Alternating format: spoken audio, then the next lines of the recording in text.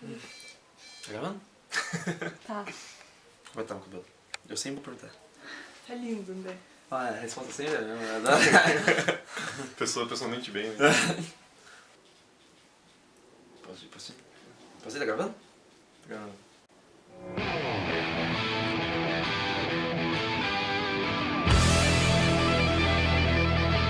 Olá a todos vocês que encenaram diversas vezes na sua vida a batalha de Mustafá entre Obi-Wan e Anakin. Hoje vocês estão aqui para ver uma batalha diferente, mas ainda mais emocionante, ou quase. Nós vamos aqui inaugurar nosso modo batalha para ter, acho que a maior discussão que nós dois temos aqui. Qual é o melhor filme da franquia Star Wars? Episódio 4? Ou o episódio 5. Episódio 4, claro. Não. Vou mostrar pra vocês porque que o episódio 5 é tipo muito melhor. Não vai. If you're not with me, then you're my enemy. Only a Sith deals in absolutes. I will do what I must. You will try. Então, Jovens Padawans, o filme que eu vou defender aqui é o episódio 4, Uma Nova Esperança. O episódio 4, lançado em 1977, é um dos filmes mais importantes de todos os tempos. O roteiro é do George Lucas e a direção também dele. A ideia de Star Wars sempre foi um projeto que ele teve na cabeça desde os primeiros passos da carreira dele e sempre quis colocar no papel. A premissa básica do filme é a luta dos rebeldes contra o Império Galáctico. Tem várias versões preliminares de roteiro que mostravam uma história muito mais clássica, muito mais tradicional, até chegar nesse roteiro do episódio 4, que é uma coisa completamente ousada. Tanto que o George Lucas esperava que o filme fosse um fracasso de bilheteria e foi muito longe disso porque Star Wars arrecadou convertendo para a inflação, arrecadou mais de $1 bilhão na bilheteria mundial, explodiu a bilheteria, até hoje é o filme de Star Wars que mais arrecadou dinheiro e é um dos filmes mais importantes de todos os tempos da ficção científica. O roteiro do filme é impressionantemente minucioso. Todas as cenas que estão naquele filme, desde o começo, servem à trama de algum jeito. Não tem nenhuma cena que você olhe e fala, se eu cortar isso, não muda nada na história. Todas as cenas servem para um propósito. Olá galera, e o filme hoje que eu vou defender é o Império Contra-Ataca de 1980, dirigido por Irving Kershner e do roteiro do George Lucas, que segue quase que praticamente a partir da história básica do A Nova Esperança, quando o Império literalmente está contra-atacando agora os rebeldes, caçando os rebeldes para tudo que é lado. O Luke recebe um chamado para ele procurar Yoda em Dagobah, enquanto o Han e a Leia têm que fugir um monte de caralhada de coisa que acaba acontecendo de cagada com eles, inclusive uma minhoca gigante.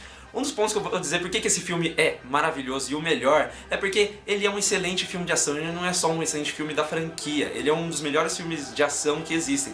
Eles desenvolvem os personagens muito bem, eles vão muito longe. Se ele pega o personagem do Luke, que era só um herói no começo, ele desenvolve muito melhor como uma pessoa arrogante às vezes.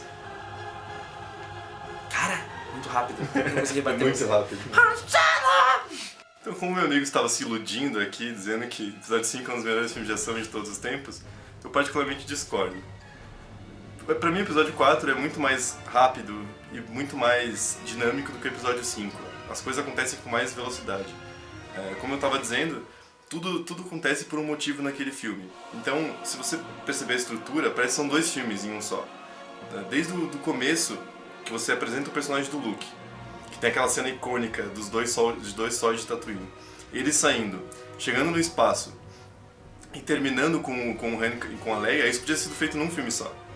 Mas tem mais coisa. Tem ainda a destruição da Estrela da Morte. Então, imagine a ousadia de um diretor novo que monta toda uma estrutura para um filme com a Estrela da Morte, que é um negócio absurdamente grande que destrói uma porra de um planeta sozinho com um raio. Consegue fazer com que essa ameaça acabe no primeiro filme da franquia. Primeiro filme. Bom, eu não preciso de grandes argumentos após você ouvir o que Obi-Wan acabou de falar, que são dois filmes em um só. Sim, é um filme excelente, mas são dois filmes em um só. O arco dramático dele, ele se desenvolve, fecha e se desenvolve novamente, enquanto, em forma de estrutura, o roteiro dos 5 acontece uma vez só. Que foi isso? Se fudeu. Hã? Vai, continua. Tá bom então. E como eu disse, os personagens eles são levados a outro nível. Além de tudo, o episódio 5 é um ótimo exemplo de como você fazer uma sequência, o que não é um trabalho fácil. Assim que você gerou uma grande expectativa com um filme excelente, que sim, é o episódio 4, o episódio 5 pega seus personagens, combina toda a história deles e leva adiante.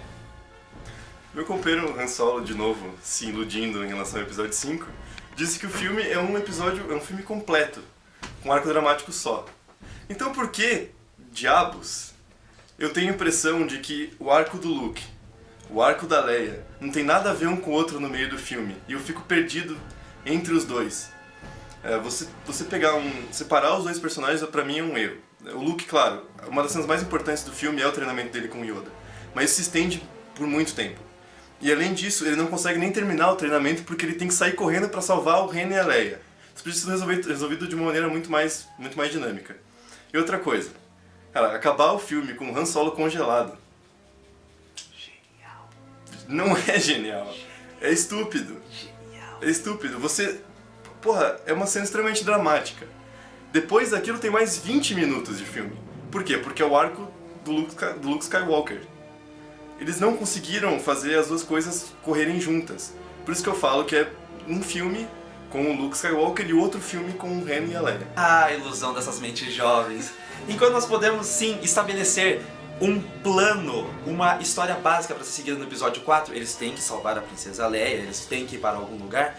No episódio 5 acontece que o mais importante é o desenvolvimento de seus personagens. Então sim, eles podem ir para pontos diferentes, eles podem ir para lugares diferentes, eles podem se separar. Mas o importante é que ressalta que eles vivem no mesmo universo, com as mesmas regras, e o treinamento do Luke, ele fica incompleto e só mostra uma personalidade dele de não um Jedi perfeito. É um treinamento que ele nunca vai conseguir completar direito. Se mais tarde nós vamos chegar no episódio 6, eu nunca me convenço com aquela cena, fazer o quê? Aquela cena de agora ele é um Jedi? Não tem problema, mas o episódio 5 tem as cenas mais icônicas de todos os tempos. Todo mundo que pensa em Star Wars, pensa em No, I'm your father. Como meu colega Han Solo observou muito bem agora há pouco, o 5 é sobre os personagens. Mas ele só pode ser sobre os personagens porque eles foram maravilhosamente bem estabelecidos no episódio 4. Inclusive, tem uma vantagem absurda do episódio 4, que tem o melhor personagem de todos os tempos da franquia Star Wars, que é meu querido Jedi, Obi-Wan Kenobi. Sr. Alec Guinness conseguiu ser indicado ao Oscar num filme de ficção científica e fantasia, que é uma coisa absolutamente rara hoje em dia e muito mais na década de 70. Além disso, o episódio 4 também ganhou 6 Oscars e foi indicado mais um monte de coisa. O Sr. Han Solo, se iludindo de novo, diz que todas as cenas icônicas são no episódio 5. Pois é, meu amigo. Eu acho sua falta de fé perturbadora. Muito bem, personagens bem estabelecidos no episódio 4, sim, a partir, é claro, de muitos clichês. Mas, contudo, eu não posso dizer que não, que os personagens não estão bem estabelecidos. Porque a Leia, ela quebra paradigmas, ela é a mulher que pega a arma e fala assim, ok, eu vou resolver essa situação. Porém, nós temos ali alívio cômico, nós temos o personagem carismático com um ar de eu sou safado, fazer o quê? Mas é o que funciona, eu entendo, eu sei disso. Mas o que eu tô falando só é que o filme 5 leva isso pra outros horizontes, os personagens se expandem. Sim, o filme 4 ganhou muitos Oscars, mas o 5 ganhou uma porrada de prêmio também. Inclusive, um filme muito melhor dirigido, porque o Sr.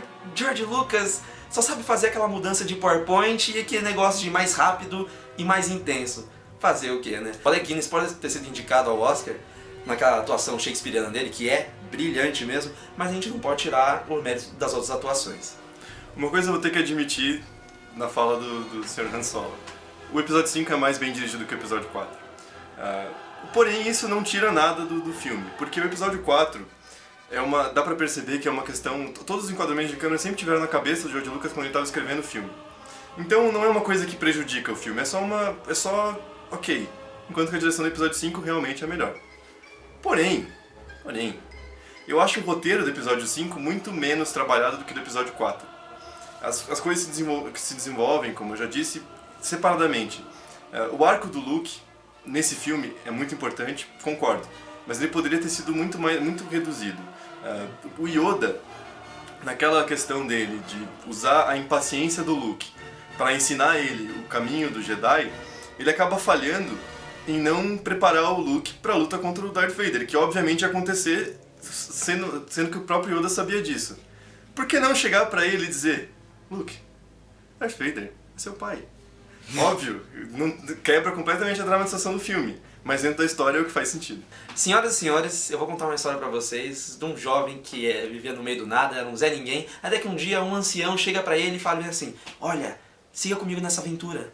E a partir daí eles passam por uma jornada gigantesca que vai fazer redenções, vai ter mortes, vai ter todo um desprendimento do personagem principal, as origens dele. Eu estou falando de Star Wars Episódio 4? Não, eu estou falando de Matrix. Não, eu também não só estou falando de Matrix, estou falando da jornada do herói, um dos artifícios mais básicos da história do cinema. Fazer o quê? Episódio 4 é isso. Ele partilha de uma premissa muito clássica da jornada do herói. Funciona, eu não critico isso, funciona muito bem. Mas falar que o roteiro é mais bem trabalhado, ele vai numa base, sem contar que quantos anos George Lucas teve para trabalhar nesse roteiro e trabalhar no quinto.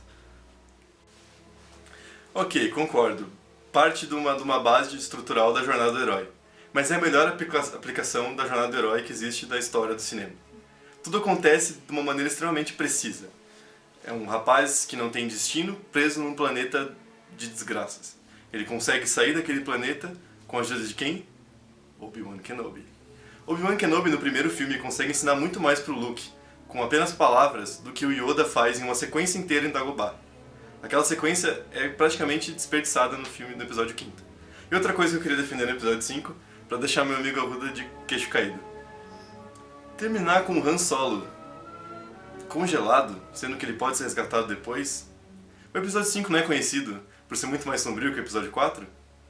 Por que não mataram Han Solo? Olha a carga dramática que você traz pro episódio 6.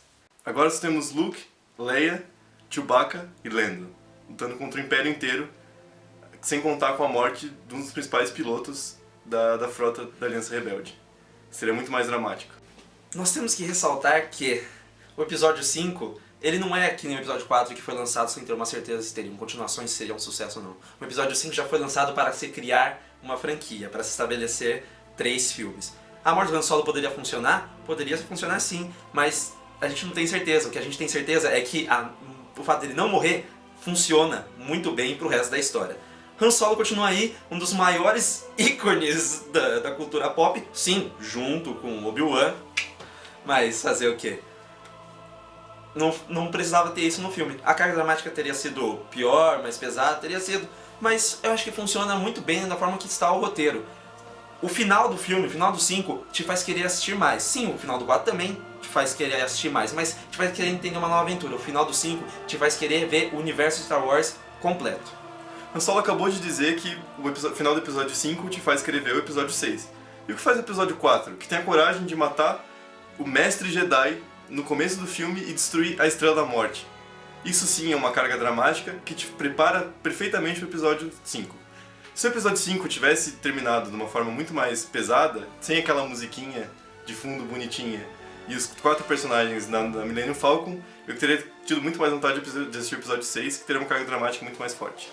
Muito bem, Obi-Wan morre no episódio 4, sim, é triste, mas também está na base da jornada do herói, que o ancião ele tem que sofrer algum perigo, quase morrer, ou morrer para te prender para o resto da aventura. Fazer o quê? É formulaico, mas funciona, isso eu tenho que dar créditos. O episódio 4 também funciona como um filme sozinho, e o episódio 5 também.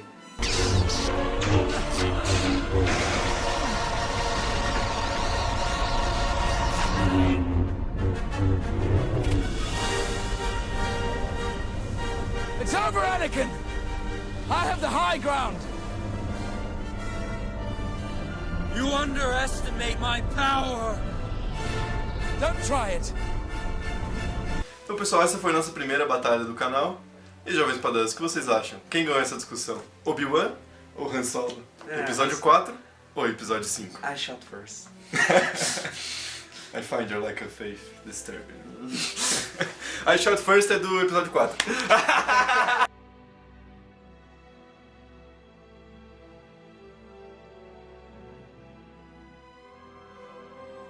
Ah, mas mesmo assim, cara. Mas Não, pensa cara. assim, por que o Império, que é o Império, ia dar um refém tão valioso pro Jabba, que é um comerciante local, um contrabandista por nada? Por que o Império acha que ele é um refém valioso?